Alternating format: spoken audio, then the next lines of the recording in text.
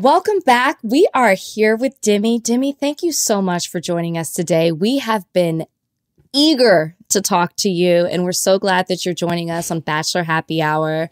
We couldn't be more excited. I'm so glad to be here, and I am so honored that y'all are fans of mine, considering I fangirl over y'all all the time. The biggest fans, truly. When we found out that we were going to get to have you on the podcast, it means so much to us because we're not only fans of yours, we're seeing what you're doing, and at least for me personally, I admire you so much. I just want to put that out there right now. I might have 10 years on you, but I look up to you because what you are doing is incredible. I hope you're so proud. And we're going to talk all about that here today. First, how are you? Thank you for being so sweet. That means a lot to me. I mean it. Thank you. I'm doing really good right now. I'm loving life. Just moved to LA. So getting settled in, standing in my empty apartment with my hands on my hips, not knowing what to do. But everything's really good. I'm really happy. So. Is it true you live right next to Hannah, your best friend? Yes, me and Hannah do have an apartment next to each other. And it was so funny because I didn't even know she lived there whenever I was talking to the apartment complex about the unit. And then I realized on my location that she was in the same place I was. You share your location with your friends. We were in the same place. And I was like, Hannah, do you live here? And we knew that we would be able to live next to each other because we're not the kind of friends who over-invade each other's privacy. She knows and I know we're not going to each other's doors knocking hey, good morning. No, you better let me know before you come over here. That is too funny. That's a true sign of best friends that you just both chose the exact same apartment complex in all of Los Angeles. I know. It's so crazy. I knew I wanted to live in either Sherman Oaks or Studio City, but there was a lot of things I was looking for. I was looking for somewhere with a townhouse because I have cats, so I wanted stairs so they could run around on the stairs and get some good exercise. But yeah, it was just crazy that the one place that I ended up going with, Hannah was next door. I love you guys' friendship, and it's funny. You say you're standing around in an empty apartment, but you're definitely full in company with your best friend being next door. I feel like LA is a good place for you because you're from Red Oak. Yeah. Right? Yeah. I'm familiar with Red Oak because oh my gosh. I'm from Dallas, Oak Cliff to be exact. So it's not too far from where I grew up. And I feel like LA is way more fitting for your personality. So how has it been just to move from the small town of Red Oak to Los Angeles? It's been crazy because as a kid, I always thought LA was way out of my league and stuff. And I was just a small town girl. So moving from Red Oak, where, it's funny that you say Red Oak because Chris Harrison also knows Red Oak. He used to go dove hunting out there and stuff like that. So moving to such a bigger city, it's a little bit intimidating, but I know it's the best place for me right now. And I feel like I've accomplished something that I never dreamed of accomplishing. Just moving to LA seems you're just moving to a bigger city. Not a big deal for most people, but I'm I came from a tiny little town where nothing like this was ever in anybody's capacity of accomplishing. So I feel proud of myself. It's interesting that you say intimidating because when I see you, Demi, and it's one of the things that I loved about you from Colton season, and there weren't many things that I loved about Colton season. I loved that you seemed very self-aware of who you are, and you weren't afraid that you were maybe the youngest person in the house. You stood your ground, you stood up for yourself. So to hear that LA was a little intimidating for you is interesting, and I think it shows our listeners that there's another side of you, which we've also seen as we've watched Paradise. But I know a lot of times we get typecasted as we're this person, and we don't have any other sides of us. And so it's refreshing to hear you say, hey, guys, sometimes I get intimidated too. Absolutely. I think that humans have multiple facets to them. And there is a side of me who is super bold and super funny and, doesn't give a shit about anything. And I just say whatever's on my mind. But there's still another side of me who does feel, insecure at times and unsure of herself and questions everything and is scared. So I like that this time in Paradise I got to explore that, whereas on The Bachelor it was more focused on me being fun and bold and confident. But just because you're fun, bold, and confident doesn't mean that you don't have the same issues that other people have, like insecurities and questioning yourself, et cetera, et cetera.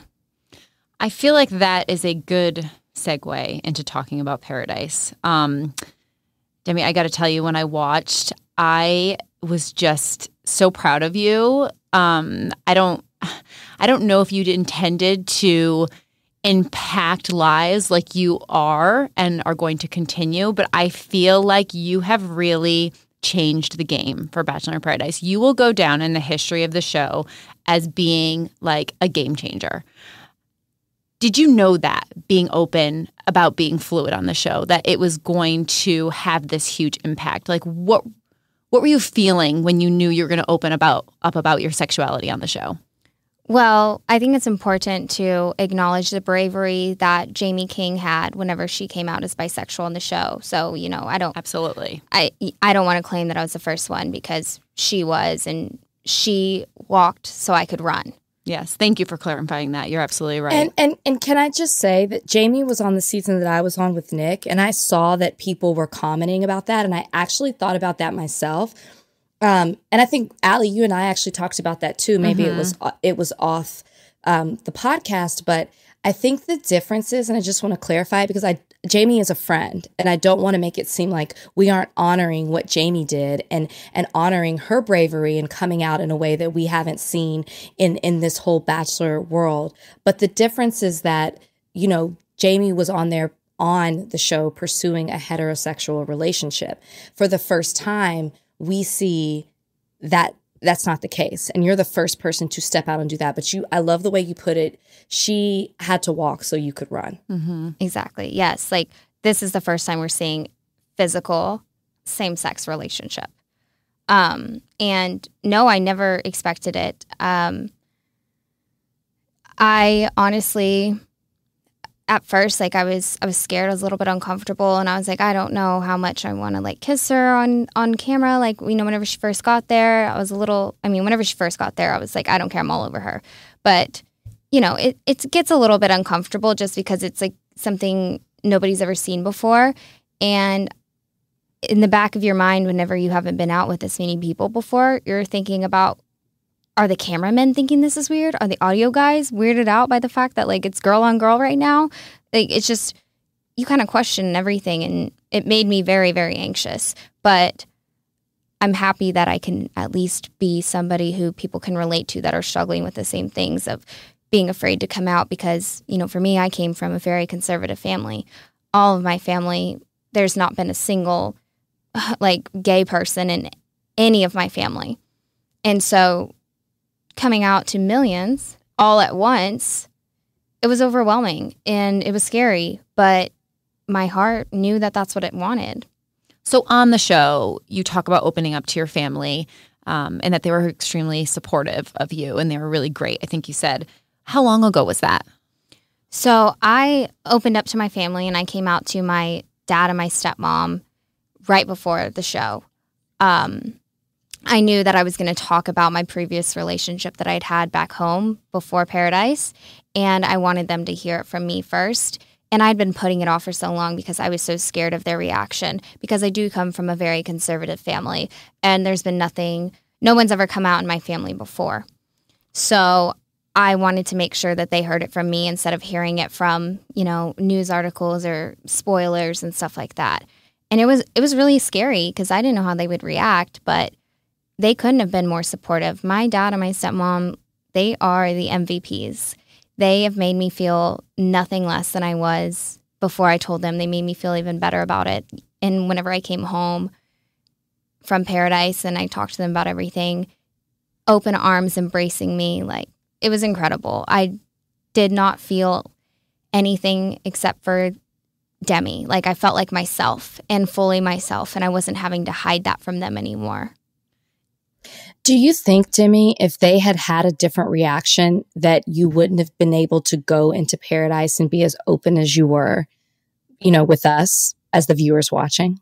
I care so much about how they feel about me, and, just making sure that they're happy and they're comfortable. So if they would have been uncomfortable with it, I think I would have probably held back.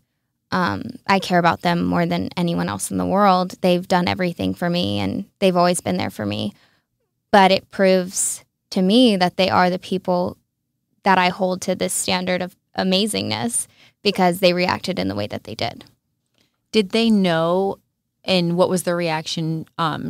Did they know that you were going to talk about it on Paradise? And were they worried about you? Because I feel like as a parent myself, if my daughter told me that she was going to open up like this on such a public platform where there's so much judgment, I'd be so scared for her. What was their reaction?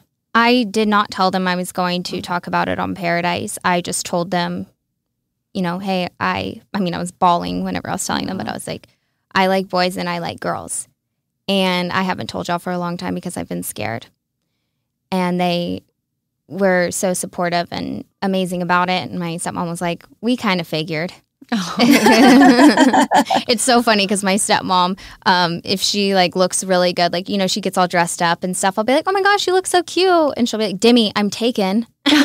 Your family always knows. They know you, right? Yes. Well, that's amazing that you have that support of them. And I hope you feel and know that you have our support, obviously, as well. Thank you. Can we talk about Kristian a little bit? Yeah. Can you tell us about when you guys met? I don't remember the exact day that we met. I just remember I was in LA doing something for The Bachelor, and I was at Catherine Agro's house, and I met her roommate, which was Kristian.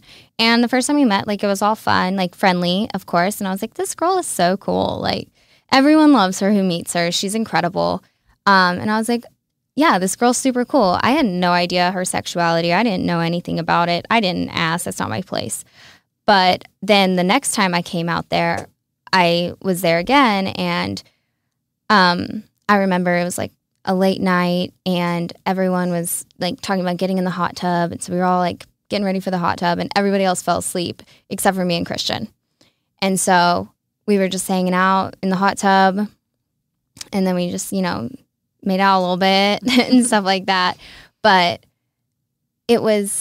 she's unlike anyone you'll ever meet. She makes everybody around her feel good and feel special and feel understood. She always puts everyone else before herself. And it's very admirable, and it's a beautiful quality to have. She's just a really special person. Yeah, and I think that was what was so beautiful about this week is, we hear you talk about her, but then we got to see her, and we got to see what it was that you see in her at the same time. And then just for her to come to be an outsider, to come to Paradise, this crazy world, this Bachelor world, to fight for you. It really, really says a lot without having to say anything at all. It takes guts. Yeah. Yeah, I think a lot of people, Demi, want to know, or they just want to understand. And I always say that nobody can understand a relationship like the two people that are in it. You can try to explain it, you can try to show them, but only the two people who are actually experience it get it. But people want to know. They want to understand, I guess, what it was like with you and Kristian before and your decision to come on to Paradise. Because we obviously know that you had Kristian's support, but how did that conversation go when you approached Kristian and you said, hey, I'm going to go on Paradise? So whenever I met her, I already knew I was going to Paradise. I knew I was going to Paradise for a long time. And I was always very hesitant about our relationship moving to the next level. We kept it very surface level. I wouldn't have very serious conversations with her. And if they were serious conversations, it was me explaining about why I don't want to be committed. And it wasn't just because I'm going on Bachelor in Paradise. It was because I wasn't ready to commit. I've been scared of commitment my whole life. And it was just look, I'm doing me right now. If I get any further than where we're at in this platonic kind of casual dating setting, it's going to make me super anxious, and I'm not ready for it. And I don't know what I want to do.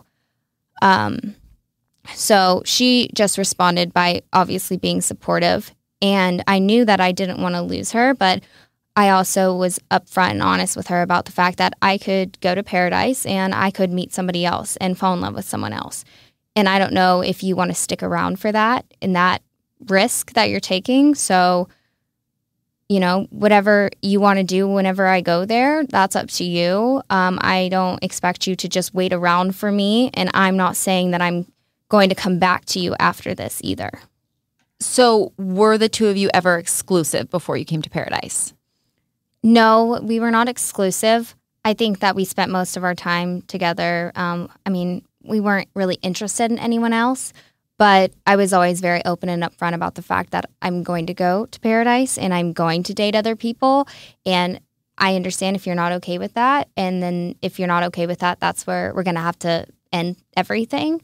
But she was okay with it. She understood. She knew that there was going to be that risk of not being with me, losing me whenever I went to Paradise. But it was always very open and honest, and there was nothing was hidden. It was... So we had so much communication about it that's why I felt like it was okay for me to go.